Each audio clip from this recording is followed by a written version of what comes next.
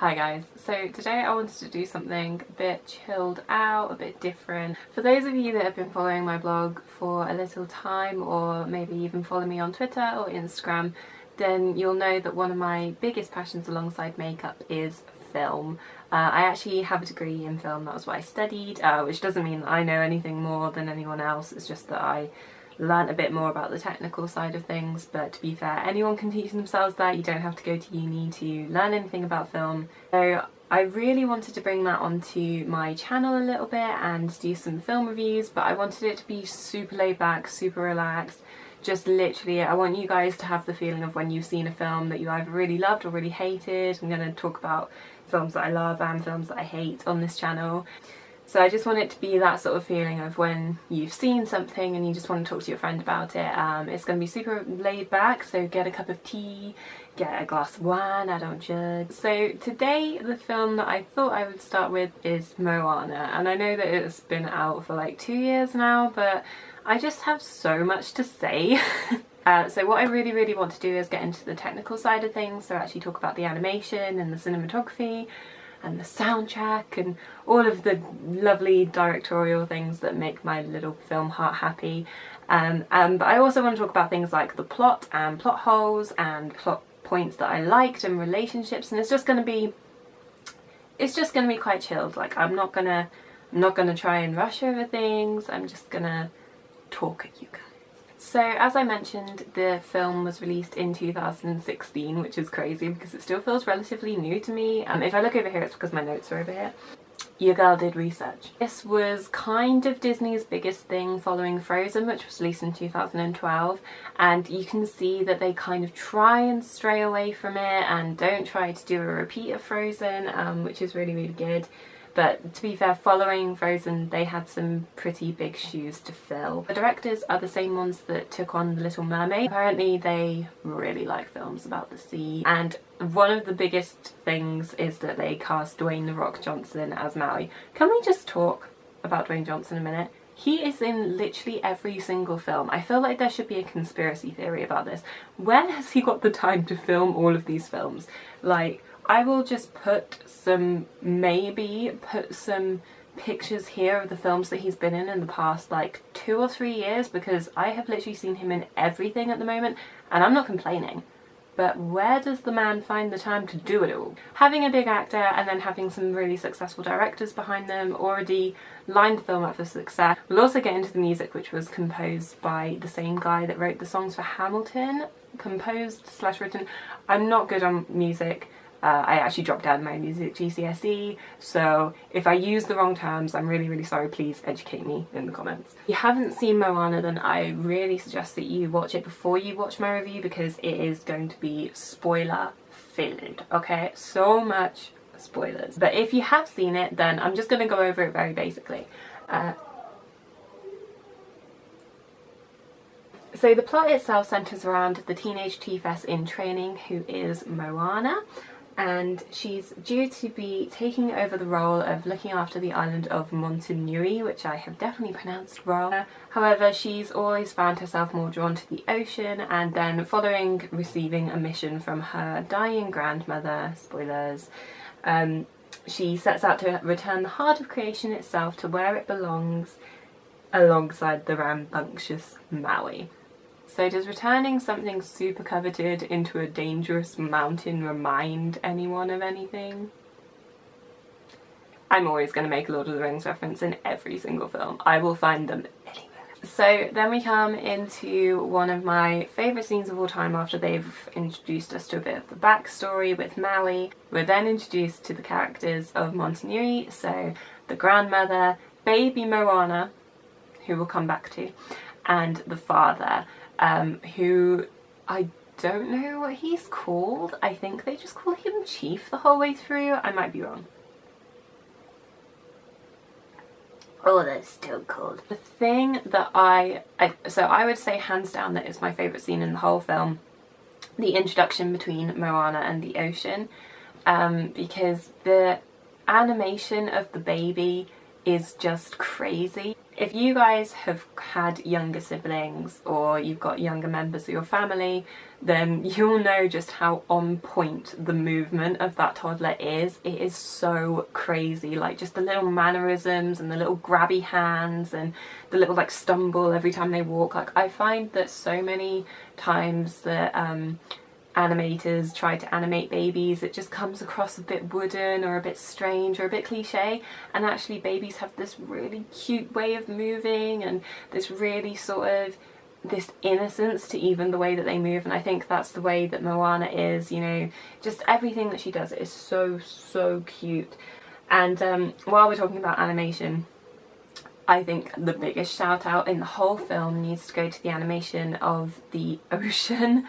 It is incredible. Like when you actually, so I think the first time I watched it I was just kind of taking in the plot and I wasn't really thinking too much about the animation or the scenery or anything like that, but then when you watch it a second time and you start to notice the little details in the water and how it's actually crazy that when you see water in earlier animation films, and I actually can't think of any right now, but like Bambi or something, where it's very like, you know, it's just water, like you can see that it's water but you're like, it's not realistic water, to then however many years down the line then be able to make water into a character itself, and you can see that the way that it's looking at Moana, the way it does the little head tilts and the little like picking her up and putting the flower in her hair, it's so playful and so sweet, and it genuinely does become its own character, which is incredible. Like it's just so amazing to think about how far filmmaking has come, and specifically animation in that way. And alongside that, so a thing that I will talk about a lot in these reviews is soundtracks. Even though I don't know very much about music and the technicalities of music, I can appreciate a good soundtrack, and I think that a film is nothing if it doesn't have a good soundtrack alongside it. And the music that plays alongside Moana being introduced to the ocean is just the purest and most beautiful thing I've ever heard. I listen to it quite a lot because it just really captures the innocence and it just makes the scene so lovely. Like, you could just put out that moment as a short and I feel like that would be enough. Like I mean obviously I'm glad that they made the rest of the film, but I feel like that sequence in itself could have been its own film. I think that the music is probably one of the strengths of the film. I don't think there's any moment where you feel that the music feels out of place or anything like that. I think it's just so perfect and original too. I think in terms of Disney songs, they've done really well to make them Disneyfied but not at the same time. For me, Where You Are is probably the weakest song, but I still like it. Like, you know, for a week after I'd seen the film I was going, Moana, McRae, all the time. How Far I Go was kind of supposed to be the next Let It Go, I think, but for me it's a beautiful song, don't get me wrong, but it kind of just falls a bit short because I think it tried too hard to just regurgitate what made Let It Go as successful as it was. You know, it's the I Want song, which appears multiple times in Disney films, which is great. You know, we all want those songs. It wasn't what I expected. Like Let It Go was obviously a bit of a phenomenon and people were singing it everywhere and it was on the radio and all of that. But How Far I Go was just a bit too similar in some ways. My favourite song would probably have to be We Know the Way. Is it We Know the Way? It's my favourite song and I don't know what it's called. Yeah, We Know the Way, or You're Welcome, because I found myself singing both of them for like months, and now every single time like me and my family say thank you and the other person says you're welcome, we have to go, what can I say except you're welcome? Like, they have changed, like Frozen changed the phrase let it go, they've changed you're welcome for me. So I think that one probably is my favourite, but I really like We Know the Way, because I remember that was the moment where I fell in love with the film. I had put off watching Moana for quite a long time because I just thought, oh, is it going to be like a bit too Frozen-y? And I heard people say that it was a bit like Lilo and Stitch, which I don't know why they thought that. I did put off watching it, and then my best friend convinced me to watch it, and I loved it. But I remember thinking in the original few moments of the film, thinking like, you know, I loved the baby ocean scene, as I've already spoken about, but I remember not really caring too much about the plot. That moment where she has the dream sequence just changed the film for me, and I thought, wow, this is something else. It was just like a moment that, you know, there's some scenes in films that you remember exactly where you are and exactly how you felt the first time that you watched it. I will always remember that scene. So, speaking of You're Welcome, I have so many things to say about Maui that I just don't even know where to begin. I always find that I have these characters that I just absolutely fall in love with, and I could like meta about them and talk about them all day, and Maui and Gaston from Beauty and the Beast are two of those characters. I really love the fact that you can see the Rock in the way that he's animated, in obviously how he speaks, but the little mannerisms and everything like that, and also some elements of his character kind of match the Rock, you know, the real arrogance, and but then that really soft, sweet nature to him. I really like that. And I really like the fact that he's a bit of a Jack Sparrow character. During my reviews I'll probably use that quite a lot. I love that way of kind of describing a character's intentions, that you never kind of know what side they're on. I think Jack Sparrow is the best person to say for that, because quite often he'll turn against people and then he's on the good side and you're like, is he good, is he bad, who knows? And I think that's how you feel about Maui throughout pretty much most of the film, because obviously he was the person that stole the heart of Te Fiti in the first place, but then at the same time he only did it because he wanted to be loved, and he's just a really interesting, multifaceted character, and I love the whole like tattoo backstory thing. I think that was just such a lovely little thing that they didn't even have to put in, and I think they probably wouldn't have if it wasn't for Dwayne Johnson being the I keep trying not to call him The Rock, Dwayne Johnson being the one to play him. And I think the fact that he's very selfish nicely juxtaposes with the fact that Moana is extremely selfless. Yeah, I just think that they're a really nice duo, but I'll get into that later.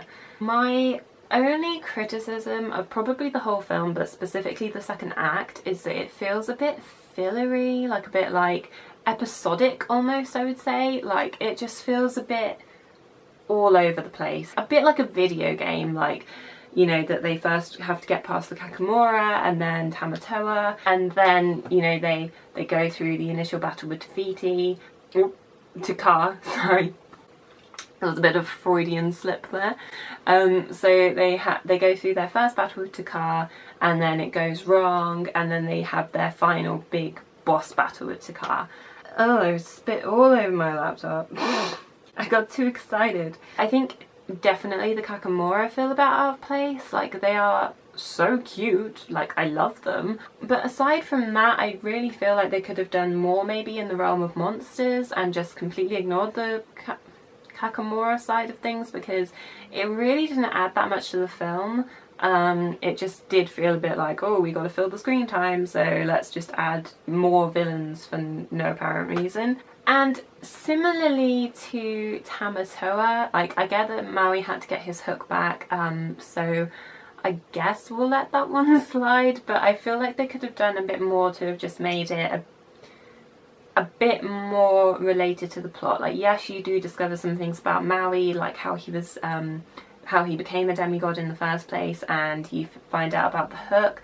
But Tamatoa doesn't really play too much into it, aside from the fact that you know that he's got some previous beef with Maui, and he's got his hook for some reason. And so I'm not going against Tamatoa because I absolutely love him. I love Jermaine, so Flight of the Conchords Jermaine. I love the whole scene. I love the shiny. I love the colours. I love that bit so much, but it just felt a bit out of place and a bit strange, a bit like the Kakamora thing.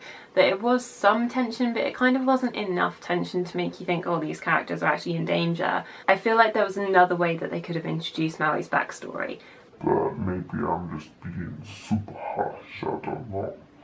So I feel like whereas in Frozen they learnt through other people, Maui and Moana actually find themselves more through their experience and through their journey. Like, yes, they do teach each other some lessons in some ways, but a lot of it is, you know, I love that self-affirmation and that sort of realization of self when Moana says, you know, I don't have to be this princess, I don't have to be a demigod, I don't have to be anything, I can just be Moana. I really, really love that, and I think Maui also has that with his whole without his hook I'm nothing, which gave me Thor flashbacks. I just think that it's a really, really nice way to kind of teach people that you don't have to have someone else to find who you are. And I also love the fact that there's no romance in the film. Like, I love good romance, I love a good Disney romance. I just love the fact that they did find who they were through their experience and through their journey. So Maui discovered that he could be brave without his hook, and that yes, his hook did give him powers, but it wasn't all that he was. And that Moana also learned that she could make her own decisions, because actually she's been saying about going out to the ocean, and she's been saying, you know, we need to do this, we need to do that, and her father has totally put her down and said, no, that's stupid, like, we can't do that. And her grandmother has also been providing her wisdom this whole time, and now she hasn't got that, and she also didn't have her dad telling her what to do, and she saved the world. So I think she learns to trust her own instinct. And then of course there's the final plot twist of Te Kā actually being Te Fiti, which I really, really loved. I didn't actually guess it. I think my mum did when we watched it, I can't remember, or my sister did. Someone in my family guessed it, and I thought it was a really, really nice thing to do, because even though there's a little bit of a plot hole that I'm like, well, how did, you know, Maui's flying away from Te Fiti and then suddenly Te Kā is on this side when Te Fiti was over there? But we won't get into it, it's Disney, we'll let it live. But I really, really liked that the whole, you know, the heart has actually gone from her, and then it took Moana to make her realise who you are. And, you know, the whole film is kind of like where you are, how far I'll go, we know the way. It's all about self and all about other people, and I just found that really, really interesting. And then that final song where Moana faces off with Te Kā is called Know Who You Are, and I really, really love that, because it's like the scene before Moana has just discovered who she is, and she is really affirmed in that and strengthened in it, and then she helps Te Kā to realise who she is again and remind her, because actually Te Kā like loses the flamey, lavary stuff before Moana even gives her the heart back. So it does kind of imply that she had the power to not be evil and all flamey and smoky. It was just that she had completely lost all sense of self. So overall, I really, really love this film. I think it's beautifully directed and has a really deep, poignant message that actually stands out, and you can watch it multiple times and pick up new things. And it has got that lovely message of finding who you are, and that you don't have to rely on other people, and that, you know, you can trust your instincts sometimes. I feel like a lot of Disney films have been about self-discovery, but Moana is actually the first one that's managed to pull it off. Maybe that's a bit harsh, but I think it is true, that because it's not just Moana who discovered who she was, it was multiple people, and I think that was a really nice little touch. So there you have it. I hope I haven't rambled too much. I'm sure this is going to be fun for future me to edit. But I really hope you guys enjoyed this video. Please let me know if there's anything that you would like me to talk about in films, if there was anything that I missed. I would love to just start a discussion in the comments about what your favourite moments were, what you took out of the film, because, you know, the whole self-discovery thing, that might just be what I took out of it. You might have taken something completely different out of it. You might disagree with some of the points that I made, or you might agree with them, but I would love to hear anything that you have to say in the comments below. And please let me know if there's another film that you would like me to do, or if there's a certain structure that you want, because now I was just going. You let me go and I go. I hope you guys enjoyed this video, and I'll see you next time. Please subscribe and leave me a comment and like the video and all that normal YouTuber gumph, and I'll see you next time. Bye!